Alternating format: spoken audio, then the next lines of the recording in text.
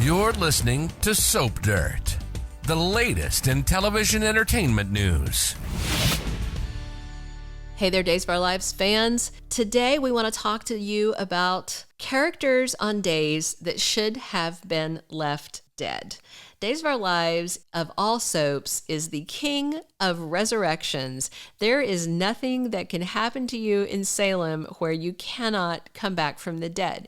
You might come back as a ghost, you might come back as a minion of Satan's in hell, or you might crawl out of a grave as a creepy zombie, but you can be alive even if you died on Days of Our Lives. Heck, you can just come back as yourself or someone that looks like you with amnesia. So many options available to you. You can come back as your evil twin. Days of Our Lives is so funny about, it's not just that they have a revolving door of characters at the front door. They have like a cemetery with a revolving door. So we want to look at today 5 characters that they should have just left dead because their comebacks were frustrating or pointless or made everything worse. All right, before we dig in, if you haven't already, please reach down and click that subscribe button so you don't miss any of our Days of Our Lives spoilers and casting news and all the stuff you need to know about your favorite streaming soap opera. All right, number 1. Let's talk about Jack Deveraux. He has died more than once. He has had some kind of epic sort of deaths over the years that he's been on there, but they keep bringing him back. He's been on days since 1987. He came back from the dead many times since he first came on the show. He was killed by the Salem Stalker, for instance, but that was the case where the Salem Stalker was killing people, but they were really on Molaswin Island, which backwards is New Salem, and so none of those victims were dead, which really ticked off a lot of fans who had gotten very invested in this serial killer story, only to find out it was a complete and total waste of time. Remember on Dallas when Bobby got out of the shower and a whole season went up in a puff of steam? Yeah, it's like that. So after that, Jack was believed to have died in a storm, but he was actually being held captive by someone. He faked his death once in a car accident because he had this rare blood disease and he didn't want his family to watch him die, so he did that on his own. Then he was in hospice, and then it was just such a mess. He finally came to town cured of the blood disease. And his most recent death, which was extremely heroic, he was saving Abigail Demerara and he got crushed by an elevator. So crushed by an elevator should mean dead. But Dr. Rolfe brought him back and he came to Salem in 2019 with amnesia on Eve Donovan's arm. And you might remember that he was a real bastard when he showed up. He ended up running for mayor. I think he even won because of some dirty tricks he and Eve Donovan engaged in. But bringing him back has been very frustrating. The one good thing about bringing him back to life is that he got back with Jennifer Horton. The bad things about him are they went back through his whole history of rape, which was icky. And then they've added this kind of trashy mystery daughter to the mix, Gwen Rizchak. And Gwen drove a wedge between him and Abigail and Jen. And then we got to see him grieving Abigail. And then Gwen leveraged and stole the newspaper away from him. And then Jack Deveraux just left town again. I mean, would it be better if he was still dead than us having to watch him grieve his precious daughter and then dealing with his other devious daughter who blackmailed him out of his livelihood and legacy? I don't know. I think Jack might have been okay to stay buried. All right, another character, and people are probably going to be upset with me mentioning this, but Will Horton. And it's not that I don't love Will Horton. It's just undoing a poignant character death kind of cheats fans. I'm going to talk about this. So you may know that Will Horton was brought back to life as part of the redemption storyline that intended to clean up necktie killer Ben Weston to make him more palatable so they could pair him with Ciara Brady and get him out of that mindless killer sort of thing. And the thing was, Will Horton's death was this epic tragedy. It was gripping. It was sad for viewers. It was sad for Sonny. And then they undid it all. They undid it to unwind it. And that, to me, as a soap fan, as a soap viewer, it can make you feel like they were playing with your emotions, that you felt very strongly about this death, and then they just had a reason and they decided to undo it. But, despite several attempts, all right, the necktie killer, who was Ben, actually didn't kill that many people. He killed 3 people total. One of them was poor Will Horton. And then they rewrote history to say that after he strangled him to death, that Dr. Rolfe and Susan Banks, they brought him back to life, gave him a serum that made him appear dead, and then Dr. Rolfe revived him, and then he ended up living in Memphis with Susan, and she was convinced that he was E.J. Devereaux, which was just really, really weird. And then at this point, Ben had been moved from prison to Bayview, and he broke out and he came to, I think it wasn't it Sonny's wedding to, I think he might have been marrying Paul. Does that sound right? Paul Narita?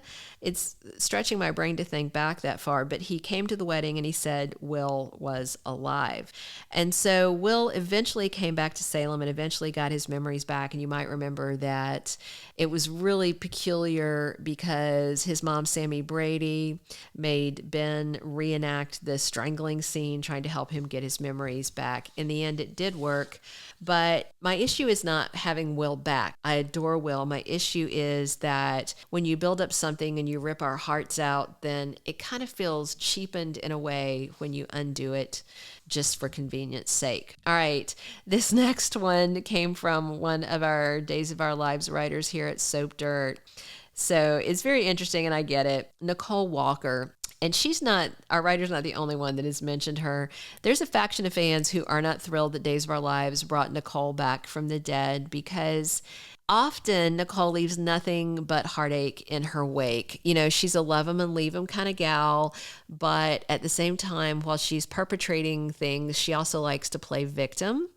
And, you may remember that she had supposedly died in the warehouse fire. That was the warehouse that Kristen DiMera was using to keep a bunch of resurrected people on ice that she and Rolfe had brought back, and she was using Xander as her henchman. You may recall there were all the doors with the little initial tags. She had EJ in there. She had Ava Vitale. She had some others. She had ones that we haven't actually seen yet, but people have speculated. They had SD that people thought might have been Stefano DiMera. So it's all very interesting, but think about it. If Nicole had stayed dead, then Eric Brady would probably still be with Sarah Horton, and their kid probably would have survived because all the other events around that would have changed. Xander wouldn't have gotten her to marry him, and, Xander wouldn't have forced Nicole to marry him. She would have still been pushing up daisies, and there was just all this. And now we have Nicole likely having Eric's baby, even though the test said it wasn't because Sloan cheated the test. And, she feels like she needs to stick with EJ, but she kind of really wants Eric. It's going to end up with a lot more heartache for Eric and probably EJ and everyone involved. And so the question is, would it be better if Nicole had stayed dead and she wasn't back to wreak havoc in people's lives? All right, our fourth one we want to look at is Ava Vitale. Ava is also just nothing but trouble. The one upside to resurrecting her was that Joey Johnson got out of prison. You may recall that Joey had been involved with her because she was using him to mess with Kayla and Steve. Joey really fell hard for her. She was just using him. And then when he found out, he was infuriated. He smothered her in her sleep, and that came after she had kidnapped and tormented his mom, Kayla Brady. Aside from saving Joey from life behind bars, Ava's comeback was nothing but trouble. If she didn't come back, we also likely wouldn't have been stuck with the storyline of her awful son, creepy Charlie Dale, or his rape storyline where he assaulted Allie and got her pregnant, then came to Salem to torment her some more. In the end, at least Charlie died at the hands of another villain, Jan Spears, and his crazy mom, Ava, is in the nut house looking for some calm. But I think we can agree that Salem didn't need Ava Vitale back to life, right? All right, this last one that I'm going to talk about is probably going to really upset people, but I'm going to talk about it anyway. But first, if you haven't already, please reach down, click that subscribe button so you don't miss any of our Days of Our Lives updates and spoilers. All right, don't kill me when I say this, but this is the character I feel most strongly about recently that Days of Our Lives should have left dead. And I'll tell you why. And it's more about the why than the resurrection. And that is Beau Brady. I love Peter Reckle. I love Beau and Hope. I love Beau Brady. But if we're not going to have Beau back actively on Days of Our Lives, why resurrect him? And especially, why resurrect him and have him get aggressive with his fancy face, them not reconcile, and then he's shot and in this coma? His return was short-lived and extremely unsatisfying. When they did the promo videos for Beau and Hope coming back, they were showing us romantic footage from their past. So they were essentially teasing a romantic reunion, but that didn't happen. And then, back when he died I think he died in the park, wasn't it? Or town square, I can't remember now. But he collapsed from the brain aneurysm and he died in Hope's arms. We saw her grieve. As viewers, we grieved because we had loved Beau for decades. All of Salem was grieving. And then his family rebuilt their lives after losing him. And viewers kind of accepted, okay, Beau is gone. Hope is moving on with her life. Sierra's moving, all this. And then he's back. But all they really delivered to us by resurrecting Beau Brady and bringing back Peter Reckle was just more heartache. Because, they wrote this thing oh, he's been frozen for decades. And now he's basically back in stasis. He is in a coma. Sean Brady is tormenting himself over having shot his dad, but we don't really even have Beau back. So the reason that I included Beau on this list of characters they should have left dead is because the way they brought him back is so deeply unsatisfying to me. I don't know if it's unsatisfying to you guys. I'd love to hear what you think in the comments on deaths that you wish they had never undone. Let us know what you think about these. I'll run through them real quick so they're fresh on your mind when you make comments. Number 1, Jack Deveraux. Number 2, Will Horton. Number 3, Nicole Walker. Number 4, Ava Vitale. Number 5, Beau Brady. Don't kill us if you disagree with this. This is just opinion, and we'd love to hear yours as well. Thank you for being a loyal listener. Follow us wherever you get your podcast, because you don't want to miss the next episode. Soap Dirt is on all the major podcast platforms, including Apple Podcast, Spotify, iHeartRadio, and more.